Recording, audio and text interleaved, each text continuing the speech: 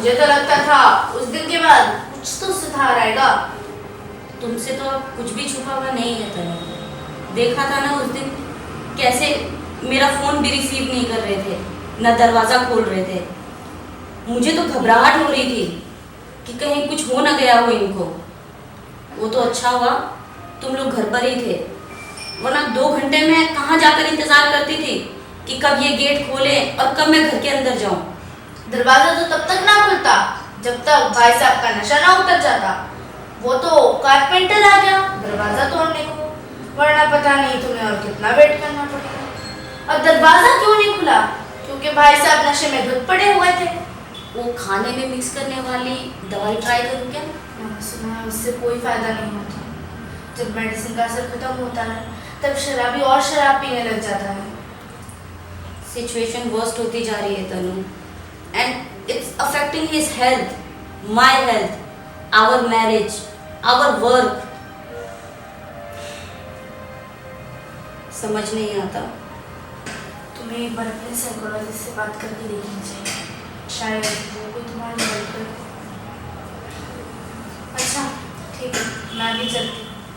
अगर कोई प्रॉब्लम हो तो मुझे कॉल करके बुला लेना। ठीक है।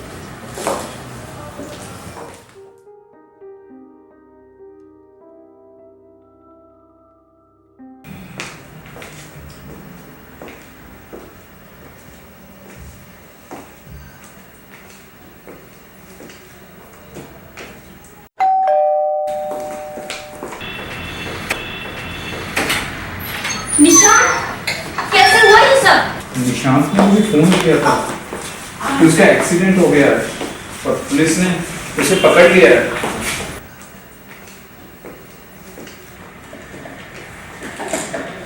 वो उसका चालान भरने को कह रहे थे कि इसका लाइसेंस भी सस्पेंड कर देंगे।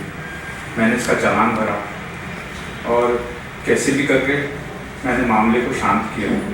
भाभी जी आप प्लीज़ इसको समझाइए ना, अगर ये फिर ड्रिंक एंड ड्राइव के केस में पकड़ा गया तो इसका लाइसेंस भी सस्पेंड होगा और ये लंबे समय के लिए जेल भी जाएगा। भाई साहब आप ही क्यों नहीं समझाते इनको कुछ? मेरी तो सुनते ही नहीं है। अब तो हाथ भी उठाने लग गए हैं मुझ पर। भाभी जी इस बारे में कल बात करते हैं, अभी बहुत रात हो गई है, आप भी आराम कर लीजिए।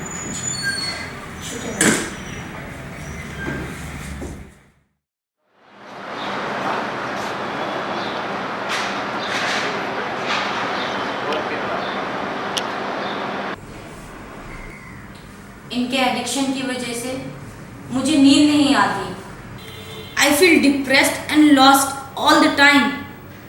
समझ नहीं आता अपने डिप्रेशन का इलाज कराऊं या इनके एडिक्शन का। सारा दिन बस यही सोचती रहती हूँ कि कैसे मैं इनकी शराब छुड़ाऊं। अब तो काफ़ी वक्त हो चुका है आपसे इस बारे में बात करते हुए। असल में इलाज की ज़रूरत तुम्हें नहीं, तुम्हारे पति को है। तुम्हारी डिप्रेशन की जड़ तुम्हारे पति का एडिक्शन है। जिस दिन वो ठीक हो जाएंगे तो तुम खुद ही नॉर्मल हो जाओगे। अक्सर लोग इस इशू को एड्रेस करने में अनकंफर्टेबल या फिर इंसल्टिंग फील करते हैं। इसी वजह से बहुत से घर बर्बाद होते हैं।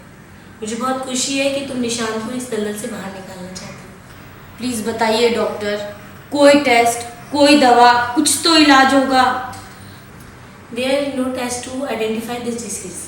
लेकिन जिसको भी लत लग जाती है उसको पता है कि उसको शराब की लत लग चुकी है और उसे छोड़ देनी चाहिए। मैं तुम्हें काउंसलर रजत का नंबर सेंड करती हूँ, वही निशांत की हेल्प कर पाएंगे इसमें से निकलने के लिए। तो मेरा रेफरेंस लेके उनसे एक बार बात कर लेना। जी thank you. Welcome. Hi doctor Rajat, I am Divya. Divya आपने कॉल किया था? प्लीज़ बैठिए। ओके मिसेस दिव्या, मैं आप जस्ट आगे के केस के बारे में स्टडी कर रहा था और अभी मेरी डॉक्टर वर्मा से ही बात हुई है। बताया आगे क्या करें।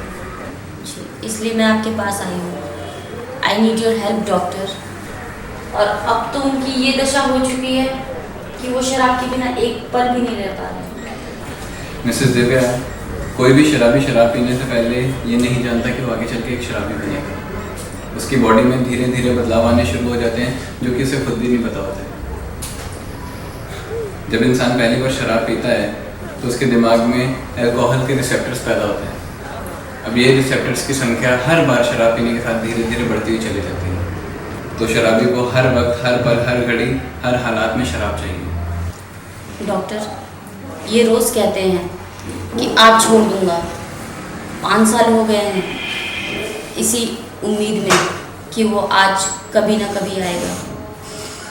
मैं थक चुकी हूँ उस आज का इंतज़ार करते करते। रजत, आप ही मेरी आखिरी उम्मीद हैं। Please help me. Don't worry Mrs Divya, मैंने ऐसे बहुत से केसेस देखे हैं और सच कहूँ तो मैं खुद इस एडिक्शन का शिकार रह चुका हूँ, इसलिए समझता हूँ कि ये एक लत कैसे घर बर्बाद कर सकती है। अल्कोहल एडिक्शन ने मेरी लाइफ में भी इतना ही गहरा असर डाला था। So I decide to open the rehab centre ताकि मैं उन लोगों की मदद कर पाऊँ जो इन सब में से उभरना चाहते हैं। आप रिकवर कैसे हुए डॉक्टर? एक सर्वाइवर और एक एडिक्ट के बीच एकमात्र बस यही अंतर होता है कि एक सर्वाइवर के पास शराब छोड़ने और एक अच्छी ज़िंदगी के लिए लड़ने की एक इच्छा शक्ति होती है। वो इस बीमारी से छुटकारा पाने के लिए हर संभव प्रयास करने का संकल्प करता है। मैं एक सर्वाइवर था। अपनी इच्छा शक्ति और भगवान की कृपा से मुझे इस लत से छुटकारा पाने का मौका मिला।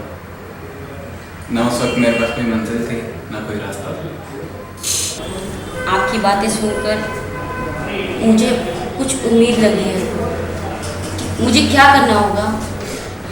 निशांत को इलाज के लिए सबसे पहले 3 महीने तक आपको रिहैब सेंटर में एडमिट करवाना होगा और वो इन 3 महीने तक रिहैब सेंटर से बाहर नहीं जा सकता।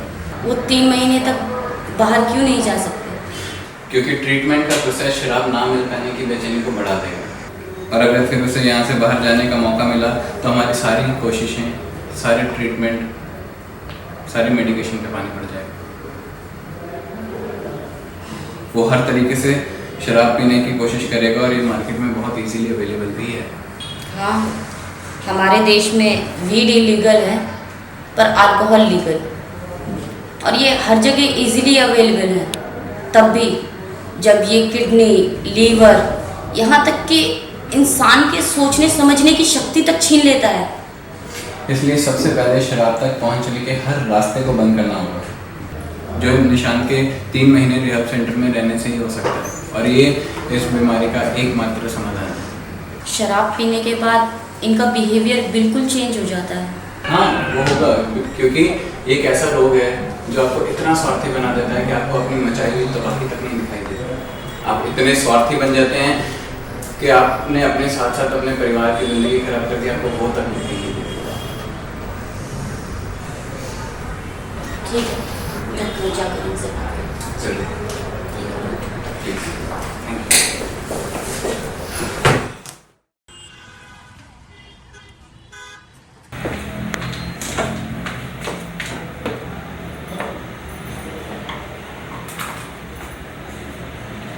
आज मेरी डॉक्टर शिल्पा से बात हुई और उन्होंने मुझे डॉक्टर रजत से मिलने को कहा। Rajat is running a rehab for alcohol addicts. They want to meet you. कब का अपॉइंटमेंट दूं? I'll let you know. दूसरे डॉक्टर से कंसल्ट करा है मैंने और मैं मेडिसिन ले रहा हूँ। मैं कुछ शराब छोड़ना चाहता हूँ पर शराब मुझे नहीं छोड़ रही है। मैं क्या करूँ?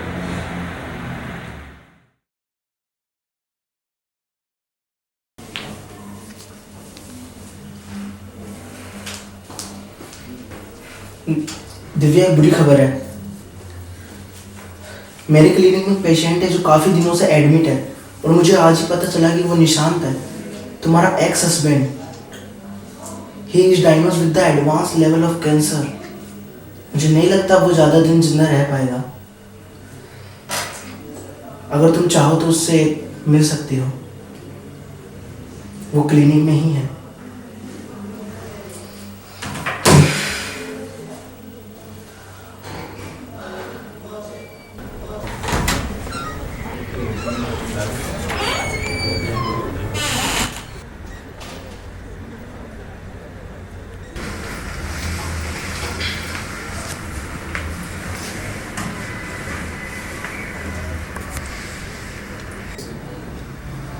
Doctor Vineet inform me about your disease. मुझे लगा था हमारे डाइवोर्स के बाद तुम शराब पीना छोड़ दोगे, तुम डॉक्टर विनीत को कैसे जानती हो? He is my husband.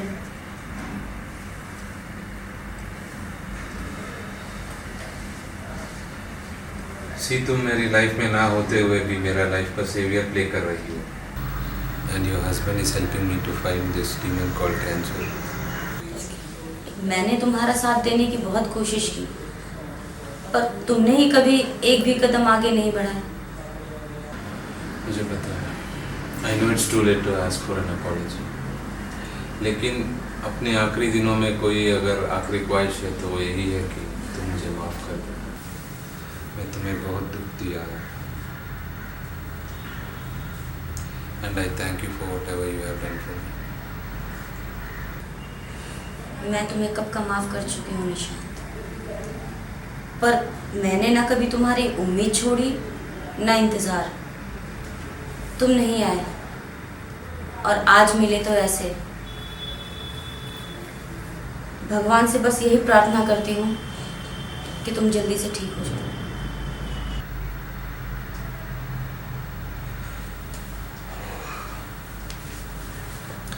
अगर मैंने तुम्हारा बात मानकर रिहैबिलिटेशन सेंटर ज्वाइन कर लिया होता तो शायद आज हम साथ होते। मेरा ईगो इतना बड़ा था कि तुम मेरा इंतज़ार करती रही, लेकिन मैं तुम्हें लेने नहीं आया। मैंने तुमसे पहले कभी माफ़ी नहीं मांगा और तुम्हें मेरी लाइफ से बाहर जाते देखता रहा। छोड़ो, जो होना था सो हो गया। मुझे इस बात की बेहद खुशी है कि तुम लाइफ में मूव ऑन कर चुकी हो and doctor Vineet is your life partner. जाते जाते तुमको सेफ हैंड्स में देख के मुझे राहत मिली है और अब मैं सुकून से मर सकता हूँ। शराब ने मुझे उड़ने के लिए पंख दिया है, तो इसने मेरा आसमान छीन लिया। तुम ठीक हो जाओगे निशांत, और ये वक्त इन सब बातों का नहीं है। तुम्हें आराम की बहुत ज़रूरत है। अब मैं चलती हूँ, देर हो चुकी है।